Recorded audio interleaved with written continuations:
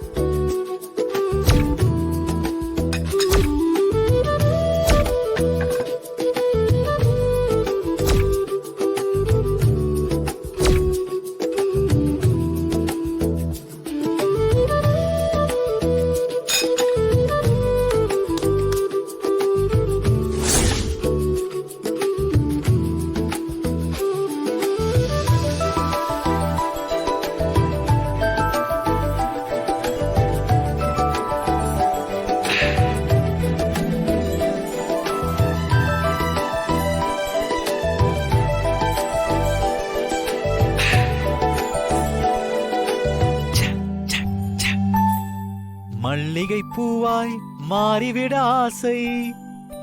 மாயாவும் romantic மூட்ல தான் இருப்பா போல இருக்கே. என்ன பார்க்காம என்ன பத்தி யோசிச்சு கனவுல ஆழ்ந்து போயிருக்கா போல இருக்கே.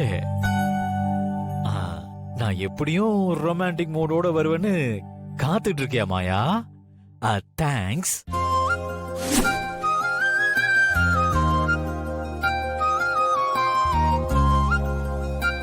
நீயே தலையில தாங்காத அளவுக்கு மல்லிகைப்பூ வச்சிருக்க. ஆனாலும் உன் தலையில நான் வைக்கிற மல்லிகைப்பூ மாதிரி இருக்குமா? இதுக்கு பேருதான் அழகுக்கு அழகு சேர்க்கிறது.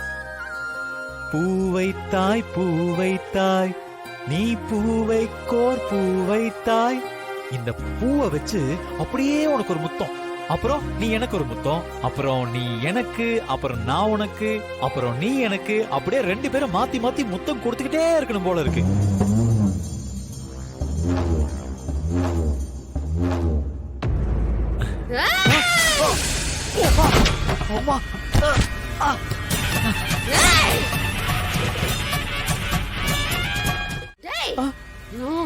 நான் மாயா இல்லடா, கருப்பு. மாயா கருப்பு. இல்ல நீ கருப்பு, நீ கருப்பு. என்ன மன்னிச்சிரு கருப்பு. ஏண்டா நீ எனக்கு முத்தம் கொடுக்க போறியா? ஐயோ கருப்பு, இல்ல அப்படி இல்ல அப்படி இல்ல. நீ எனக்கு மல்லிகைப்பூ வைக்க போறியா? ஆமா கருப்பு. ஐயோ இல்ல கருப்பு. குட்டிக்கிட்ட பொண்டாட்டிக்கிட்ட ரொமான்ஸ் மட்டும் தான் பண்ணுவியா? அதை தவிர வேற எதுவும் பண்ண மாட்டியா? அவளோட மனச புரிஞ்சுக்க மாட்டியா? அவ மனசுல என்ன இருக்குன்னு யோசிக்க மாட்டியா?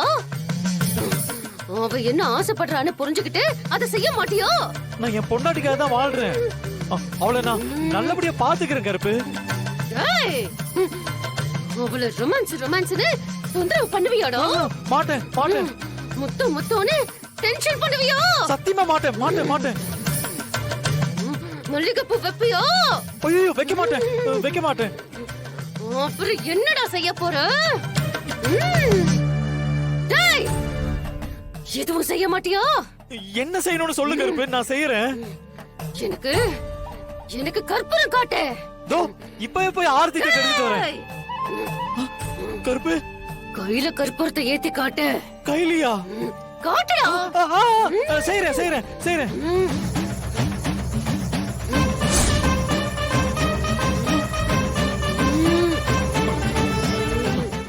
ஐயோ கருப்பு போதுமா?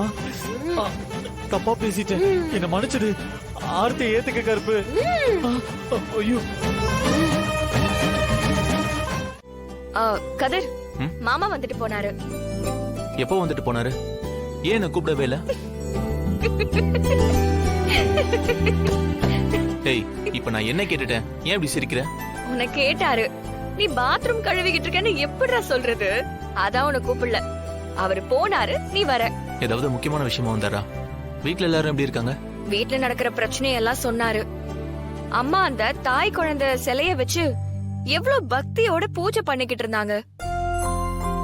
அந்த பூஜை பண்றதுனாலதான் ஜீவா வீட்டுக்கு வருவான்னு நம்பிக்கையோட இருந்தாங்க. ஜீவா வீட்டுக்கு வரதுல பார்வதி சித்திக்கு விருப்பம் இல்ல போல. சொத்துல அவங்களுக்கு பங்கு போயிடுன்னு சொல்லி பயப்படுறாங்க. இல்ல ஜீவா அந்த சொத்துக்காக வீட்டுக்கு வர போறேன்னு நினைச்சுக்கிட்டு இருக்காங்க போல இருக்கு. ஆமா, பூஜை நடந்தாதானே ஜீவா வருவான்னு அம்மா பூஜை பண்ற சிலைய எடுத்துட்டு போய் பார்வதி சித்தி குளத்துல போட்டிருக்காங்க. ஐயோ, அம்மா ரொம்ப அப்செட் ஆயிட்டாங்களாண்டா. அப்புறமா ஒரு குடுகுடுப்புக்காரன் வந்து கருப்பு பூஜை பண்ணா சிலை கிடைக்கும்னு சொல்லிருக்காரு போல. கருப்பு மாயா மேல இறங்கி மாயா சிலை கிடந்த குளத்தை காட்டிட்டா. சித்தி வசமா சிக்கிக்கிட்டாங்க. சித்தியே எல்லாரும் திட்டு திட்டுன்னு திட்டி இருக்காங்க. சித்தப்பா ரொம்ப கோவமாயிட்டாராம். சித்திய வீட்டை விட்டு போன்னு சொல்லி அனுப்பியிருக்காராம். அப்புறம் பத்மா அத்தை தான் சித்திக்கு ஆதரவா பேசி பிரச்சனையே முடிச்சு வச்சிருக்காங்க. ஏன் இப்படி பண்றாங்க? எப்பவுமே ஏதாவது ஒரு பிரச்சனை பண்றதே வேலையா போச்சு. ம், சில திரும்ப கிடைச்சதுல அத்தை எப்படியும் சந்தோஷப்பட்டிருப்பாங்க. ம், ஆமா கதிர். அவங்க சந்தோஷப்படுறதையும் ஜீவா வரணும்னு சந்தோஷமா பூஜை பண்றதையும் நம்மளாலதான் பார்க்க முடியல. இன்னும் ஒரே ஒரு பூஜை தான் இருக்கா. அத முடிச்சிட்டா ஜீவா வந்துருவானா. வீட்ல எல்லாரும் சந்தோஷமா இருக்காங்க. அப்புறம் ஒரு முக்கியமான விஷயம், அதத்தான் சொல்ல நினைச்சேன், ஆனா மறந்தே போயிட்டேன். அப்படி என்ன முக்கியமான விஷயம்? ஜீவா அம்மா கிட்ட போன்ல பேசியிருக்கான். அப்படியா? ஆமா கதிர். எந்த நேரம் வேணாலும் அவன் வரலான்னு எதிர்பார்த்துட்டு இருக்காங்க. அவன் வந்தா நல்லது நடக்கும்னு சொல்றாங்க. நமக்கும் நல்லது நடக்கும்ல கதிர்?